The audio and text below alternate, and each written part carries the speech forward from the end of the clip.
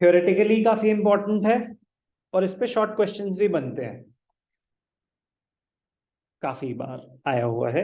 Uses of consumer price index, uses of index numbers एक separate question होगा, uses of consumer price index separate question है। Consumer price index हम दोनों methods कर चुके हैं, एग्रीगेटेड मेथड भी और फैमिली बजट मेथड भी। अब theoretical part closure. The importance of consumer price index can be seen from the following points. Consumer price index numbers, they help in wage negotiations. Very important point, wage negotiations. Wage negotiations की sir मेरा salary increment कम से कम 10% होना चाहिए, या अगर 5% भी है तो भी चलो चल जाएगा। अब निगोशिएशन के लिए यूज होते हैं कंज्यूमर प्राइस इंडेक्स। वो कह रहे हैं कॉस्ट ऑफ लिविंग बढ़ती जा रही है, तो अगर आप चाहते हो कि मैं आपकी कंपनी में जॉब करूं तो मुझे कम से कम एनुअल इंक्रीमेंट इतना चाहिए। एंड एनुअल इंक्रीमेंट में it will just make me survive, like to meet the increased cost of living. तो उन नेगोशिएशंस के लिए यूज होता है consumer price index. Formulation of wage policy, price policy, rent control, taxation, and general economic policy formulation. Very, very important usage. The government and the business units use the consumer price index numbers to regulate the DA, dearness allowance. अभी अगर आप Google करेंगे ना कि the government increased the DA by 4%, 38 to 42%. They increased the DA by 4%. तो dearness allowance बढ़ाया, dearness मतलब महंगाई, अलाउंस बढ़ाया, तो उससे क्या होगा, आपकी सैलरी बढ़ेगी। क्यों बढ़ाया allowance? To meet the increase cost of living. तो अगर इन्फ्लेशन होगी, आप 100 रुपए कमाते थे, आप अभी भी 100 रुपए कमा रहे हो, लेकिन अगर इन्फ्लेशन हुई, महंगाई बढ़ी, तो क्या 100 रुपए से सेम सामान खरीद पाओगे?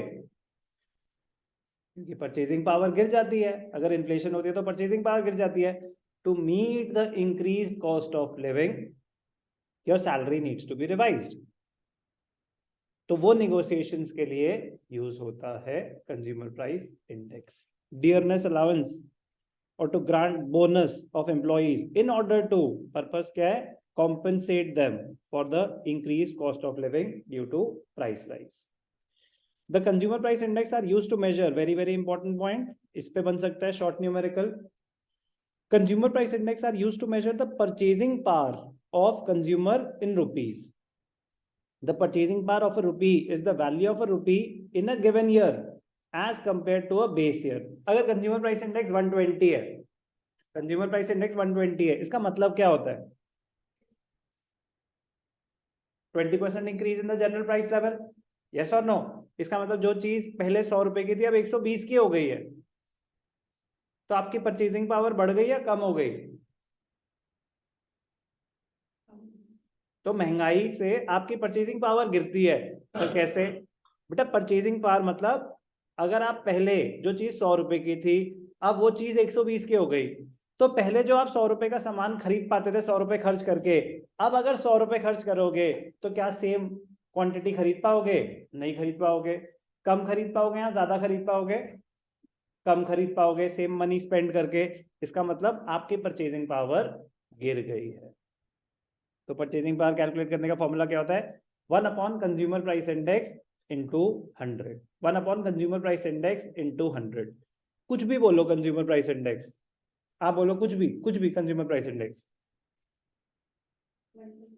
125। तो 1 अपॉन 125, 1 डिवाइडेड बाय 125 इंटू 100, तो आया परचेजिंग पावर 0.8। ठीक है ना? तो 0.8 का मतलब है जो पहले 1 रुपए थे ना, अब उसकी वैल्यू 80 पैसे रह गई है। कह रहा मतलब, कह रहे जो आप पहले 1 रुपए खर्च करके 1 रुपए का सामान ले पाते थे ना, अब 1 रुपए खर्च करके आप 80 पैसे का सामान खरीद पा रहे हो as compare to previous year. मतलब फॉर एग्जाम्पल, एक पेंसिल 1 पैसे की है, एग्जाम्पल दे रहा हूं, एक पेंसिल 1 पैसे की है, तो बेस ईयर में आप 1 रुपए खर्च करके 100 पेंसिल खरीद पाते थे। अब आपकी परचेजिंग पावर 0.8 हो गई है, परचेजिंग पावर गिर गई है, अब 1 रुपए खर्च करके 80 पेंसिल्स ही ले पाओगे। तो सेम मनी स्पेंड करके आप कम खरीद पा रहे हो, तो मतलब आपकी परचेजिंग पावर गिर गई है। तो 1 upon consumer price index into 100 करेंगे तो आपकी परचेजिंग पावर कैलकुलेट हो जाती है। It indicates the money purchasing power in reciprocal of the price index. Accordingly, if the price index is 140, तो 1 divided by 140 into 100, तो वो कैलकुलेट कर दो 0.71 आया.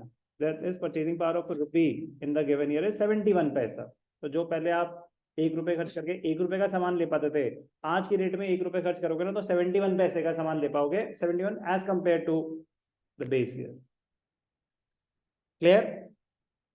ये दोनों पॉइंट्स इंटर रिलेटेड हैं, बहुत ही इंपॉर्टेंट है, इन पे शॉर्ट क्वेश्चंस बनने की बहुत हाई प्रोबेबिलिटी है. तो परचेजिंग पावर कैसे कैलकुलेट हुई? कॉमन सेंस याद करने की कोशिश करना, समझने की कोशिश करना. अब with the increase in prices the amount of goods and services which money wages can buy. Money wages मतलब आपकी एक्चुअली मनी इनकम कितनी है. आपकी मनी इनकम है 10,000. अब पिछले साल भी थी 10,000, तो अगर अभी भी 10,000 है तो क्या सेम सामान खरीद पाओगे? नहीं खरीद पाओगे. रियल वेजेस बताती हैं आपकी परचेजिंग पावर. एक होती है मनी वेजेस कि आपको एक्चुअली पैसे मिल कितने रहे हैं. एक होती है रियल वेजेस कि उसकी परचेजिंग पावर क्या है. क्योंकि जरूरी नहीं है कि अब आप 10,000 रुपए खर्च करके 10,000 रुपए का सामान खरीद पाओगे, क्योंकि चीजें महंगी हो गई हैं. अब आप कम खरीद पाओगे. तो आपको increased cost of living meet करने के लिए क्या करना पड़ेगा? अपनी सैलरी में इंक्रीमेंट चाहिए होगा. अपनी सैलरी में इंक्रीमेंट चाहिए होगा. तो क्वेश्चंस कैसे आ सकते हैं इस पे कि इसकी सैलरी यहां से यहां बढ़ा के यहां हो गई. अगर कंज्यूमर प्राइस इंडेक्स है तो क्या वो same standard of living maintain कर पाएगा? अभी मैं कुछ नहीं, फिगर्स तो बताया नहीं, मैं बता रहा हूँ क्वेश्चन कैसा आएगा कि फॉर एग्जांपल पहले आपकी सैलरी थी 50,000, अब आपकी सैलरी हो गई 60,000. कंज्यूमर प्राइस इंडेक्स पहले था 100, अब हो गया 200. तो क्वेश्चन आएगा कि आपकी सैलरी बढ़ी, देखो बढ़ाई ना, 50,000 से 60,000 हो गई, तो क्या आप increase cost of living maintain कर पाओगे या same standard of living maintain कर पाओगे? ऐसे क्वेश्चंस आएंगे. तो वो कैसे सॉल्व कर रहे हैं वो मैं भी करके दिखा रहा हूँ. तो कैसा क्वेश्चन आएगा? 2 डिफरेंट पीरियड की आपको सैलरीज दे रखी होंगी, 2 डिफरेंट पीरियड के इंडेक्स नंबर्स दे रखे होंगे, या करंट दे रखा होगा. अगर सिर्फ करंट दे रखा है तो बेस ईयर 100 मानते हैं, ठीक है ना. तो आपको बस कंपेयर करके बताना है कि जो आपका इंक्रीमेंट था वो जस्टिफाइड था कि नहीं था. जस्टिफाइड इन द सेंस कि आप increase cost of living maintain कर पाओगे कि नहीं कर पाओगे. अभी पता चल जाएगा, फिर पूछना जो भी पूछना है. पॉइंट परचेजिंग पावर और real income interrelated concepts हैं. Try to understand them. With the increase in prices, the amount of goods and services which money wages can buy goes on decreasing. कि जैसे जैसे महंगाई बढ़ती है आप same पैसों से कम सामान खरीद पाएंगे, आपकी परचेजिंग पावर गिर रही है. Index numbers tell us the change in the real wages. Real wages can also be determined. Formula क्या है? Real wages is equal to money wages upon consumer price index into 100. अब 1 upon consumer price index into 100 क्या था? Purchasing power. तो money wages into purchasing power अगर कर दोगे, money wages into purchasing power, तो आपकी रियल इनकम आ जाएगी. क्या आ जाएगी? आपकी रियल इनकम. ये और कुछ नहीं, क्या है ये? और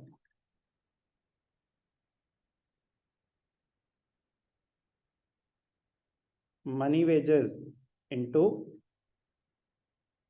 परचेजिंग पावर. परचेजिंग पावर क्या थी? 1 अपॉन सीपीआई इंटू 100. तो ये 1 money wages into 1 upon CPI into 100, एक ही बात है. Clear? Consumer price index are also used for analysing markets for particular kinds of goods and services. तो मैंने क्या बताया कि बाकी सब तो थ्योरेटिकल है, बहुत ही इंपॉर्टेंट है, बट ये जो थर्ड और फोर्थ पॉइंट है इसमें न्यूमेरिकल्स भी बन सकते हैं. कैसे न्यूमेरिकल्स आते हैं ध्यान से देखना, प्लीज अंडरस्टैंड. याद करने की जरूरत नहीं है, बिल्कुल प्योर कॉमन सेंस है. एक क्वेश्चन करके दिखाता हूं.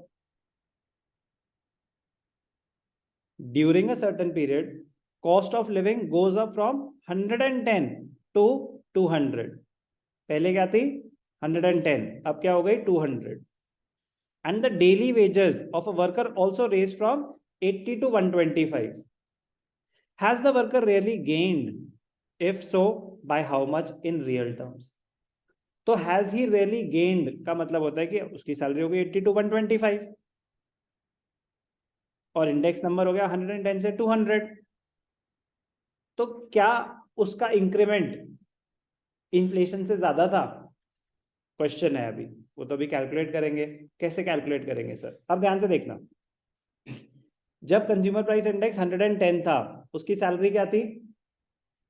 ऐसे लिखता हूँ, when consumer price index was 110 specifically given था, अगर नहीं गिवन होता सिर्फ करंट ईयर होता तो बेस ईयर हम 100 मान लेते, ठीक है ना, यहाँ गिवन है 110, wages were 80, yes or no, clear? अब if CPI increases to 200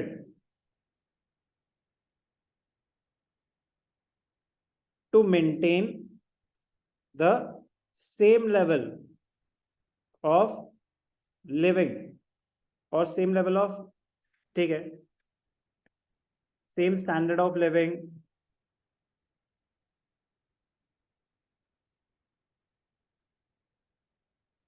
the revised salary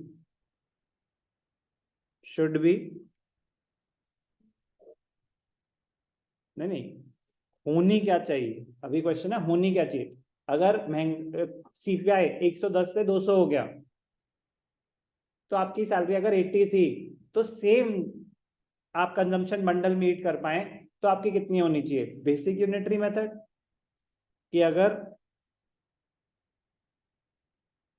past present कोई चीज पहले 110 की थी तो अब वो 200 की हो गई, तो पहले आपकी सैलरी अगर 80 थी तो उस चीज को मीट करने के लिए आपकी सैलरी कितनी हो जानी चाहिए, 80 इंटू 200/110, ये बात समझ आती है, तो कितनी हो जानी चाहिए 80 इंटू 20/11, 145.45, क्या हो जानी चाहिए 145.45।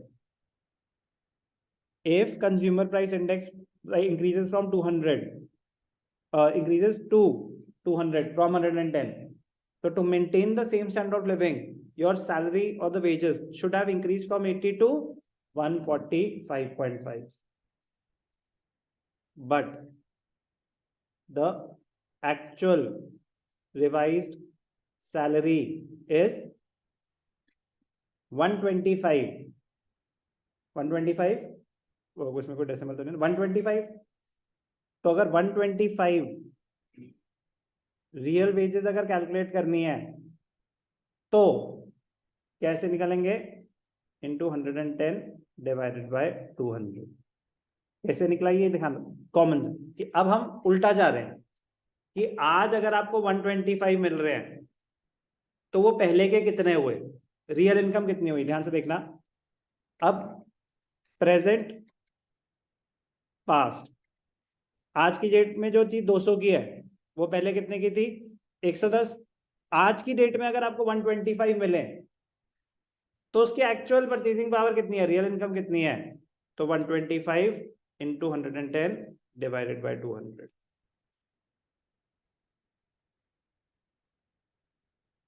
68.75, तो आपकी जो रियल इनकम है बढ़ी है या गिरी है, रियल वेजेस हैव फॉलन, ऐसे क्वेश्चन ऐसे क्वेश्चंस आ सकते हैं। अब उससे उनका क्वेश्चन क्या है, has the worker really gained, no no, if so how much, तो नहीं वो गेन ही नहीं करा, तो इफ सो क्या है, उसकी इनकम रियल इनकम गिरी है, तो आपकी सैलरी 80 से 125 हो गई वेजेस, तो इसका मतलब जरूरी नहीं कि आप गेन कर रहे हो, किस चीज पे डिपेंड करेगा, कंज्यूमर प्राइस इंडेक्स कितना चेंज हुआ है, कंज्यूमर प्राइस इंडेक्स कितना चेंज हुआ है, तो आपको कैलकुलेशन करनी आनी चाहिए। तो जरूरी नहीं है कि डायरेक्टली परचेजिंग पावर का फॉर्मूला यूज होगा, डायरेक्टली रियल वेजेस का फॉर्मूला यूज होगा, कॉमन सेंस भी यूज हो सकती है, क्योंकि यहाँ पे एक कंज्यूमर प्राइस इंडेक्स नहीं दो दे रखे थे, एक दे रखा होता तो डायरेक्टली वो, क्योंकि फिर दूसरा 100 हो जाता ना, फिर दूसरा 100 हो जाता तो डायरेक्टली निकल जाता, यहाँ पे 110 दे रखा था, तो आपको बेसिक यूनिटरी मेथड के हिसाब से करना इंपॉर्टेंट है, आने के chances very very high, of course अगर आपके कोर्स में है तो।